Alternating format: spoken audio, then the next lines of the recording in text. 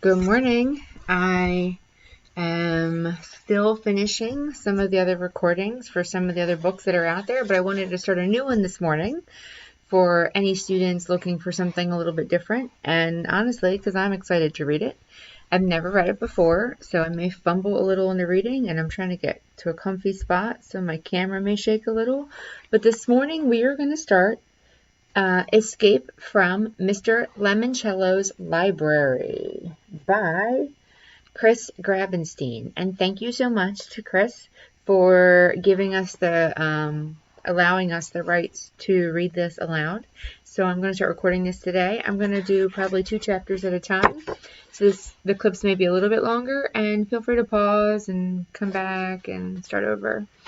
Alright, so on the inside it says, Mr. Lemoncello, his banana shoes burp squeaking, stepped out of a room filled with dozens of black and white television monitors, the kind security guards watch at their workstations.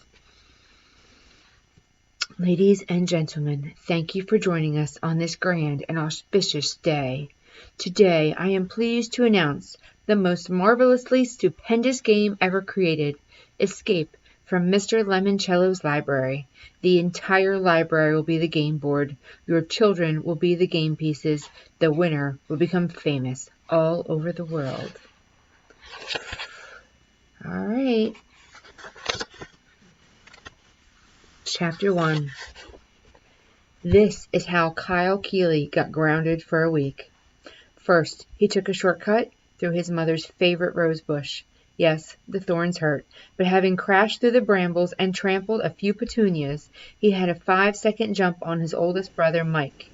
Both Kyle and his big brother knew exactly where to find what they needed to win the game. Inside the house. Kyle had already found the pine cone to complete his outdoors round, and he was pretty sure Mike had snagged his yellow flower. Hey, it was June. Dandelions were everywhere. Give it up, Kyle, shouted Mike, and as the brothers dashed up the driveway, you don't stand a chance. Mike zoomed past Kyle and headed for the front door, wiping out Kyle's temporary lead. Of course he did.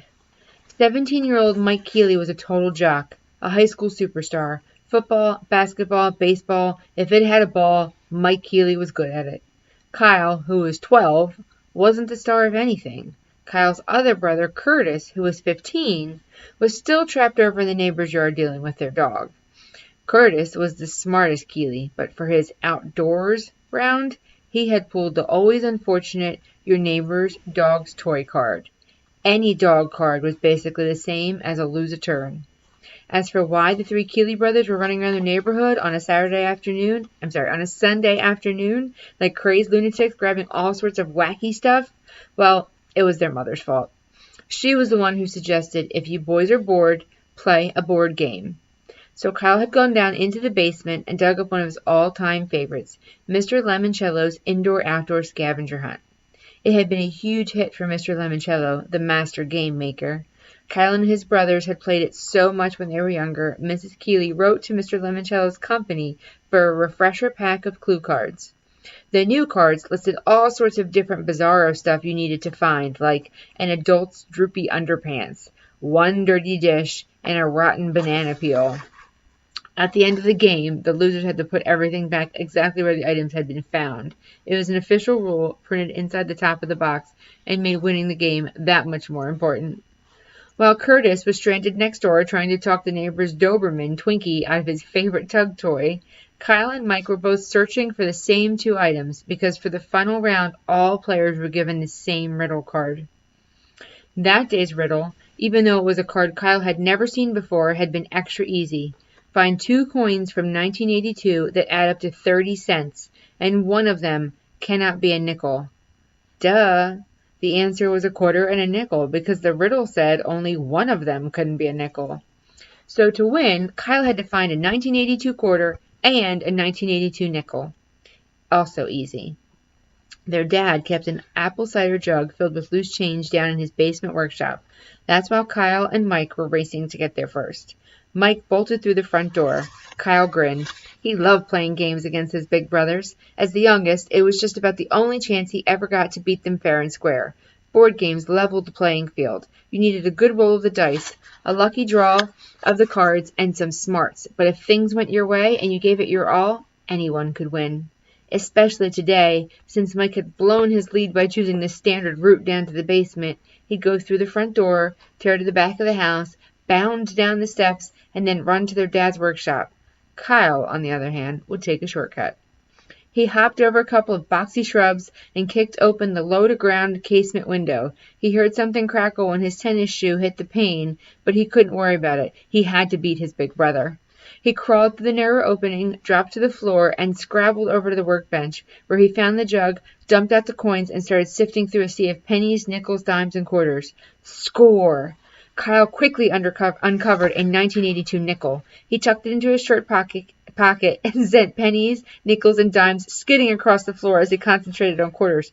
2010, 2003, 1986. Come on, he muttered. The workshop door swung open. What the? Mike was surprised to see that Kyle had beaten him to the coin jar.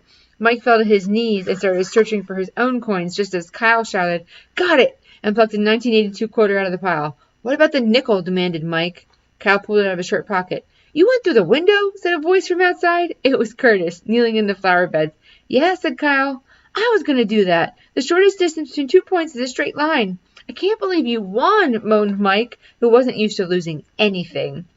"Well," said Kyle, standing up and strutting a little, "believe it, brother, because now you two losers have to put all the junk back."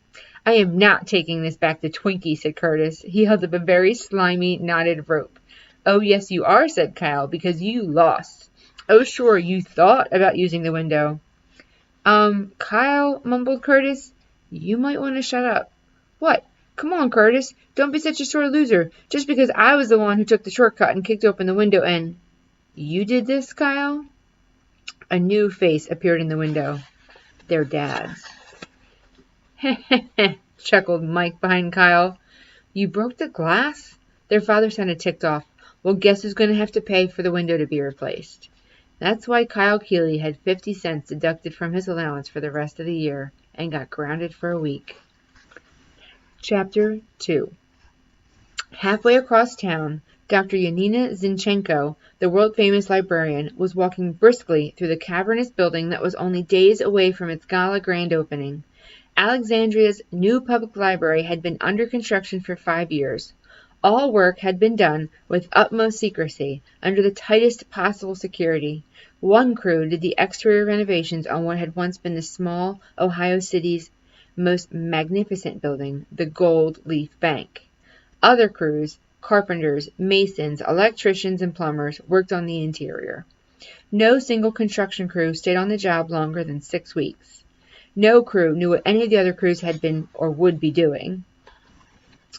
And when all crews were finished, several super-secret covert crews, highly paid workers who would deny having ever been near the library, Alexandriaville, or the state of Ohio, stealthily applied the final touches. Dr. Zinchenko had supervised the construction project for her employer, a very eccentric, some would say loony, billionaire. Only she knew all the marvels and wonders the incredible new library would hold and hide within its walls. Dr. Zinchenko was a tall woman with blazing red hair. She wore an expensive, custom-tailored business suit, jazzy high heels, a Bluetooth earpiece, and glasses with thick red frames. Heels clicking on the marble floor, fingers tapping on the glass of her very advanced tablet computer, Dr. Zinchenko strode past the control center's red door, under an arch, and into the breathtakingly large, circular reading room beneath the library's 3-story-tall rotunda. The bank building, which provided the shell for the new library, had been built in 1931.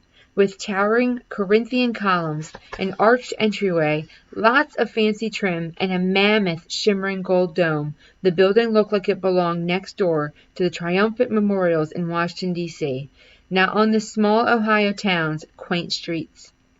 Dr. Zinchenko paused to stare up at the library's most stunning visual effect, the Wonder Dome.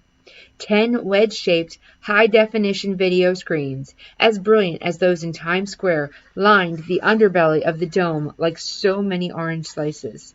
Each screen could operate independently or as part of the spectacular whole. The Wonder Dome could become the constellations of the night sky, a flight through the clouds that made viewers below sense that the whole building had somehow lifted off the ground, or in Dewey Decimal mode, 10 sections depicting vibrant and constant changing images associated with each category in the library cataloging system.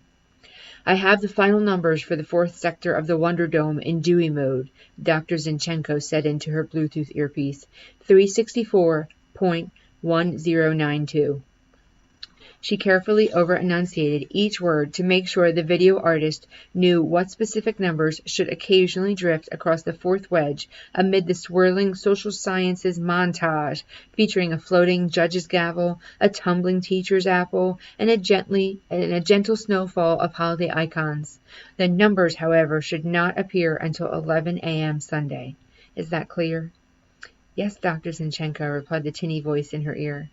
Next, Dr. Zinchenko studied the holographic statues projected into black crepe-lined resources cut into the massive stone piers that supported the arched windows from which the Wonder Dome rose. Why are Shakespeare and Dickens still here? They're not on the list for opening night. Sorry, replied the library's director of holographic imagery, who was also on the conference call. I'll fix it. Thank you. Exiting the rotunda, the librarian entered the children's room. It was dim, with only a few work lights glowing, but Dr. Zinchenko had memorized the layout of the miniature tables and was able to march, without bumping her shins, to the story corner for a final check on her recently installed geese.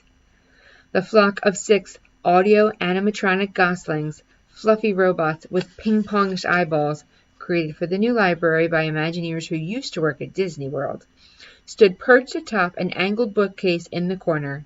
Mother Goose, in her bonnet and granny glasses, was frozen in the center. This is Librarian 1, said Dr. Zinchenko, loud enough for the microphones hidden in the ceiling to pick up her voice.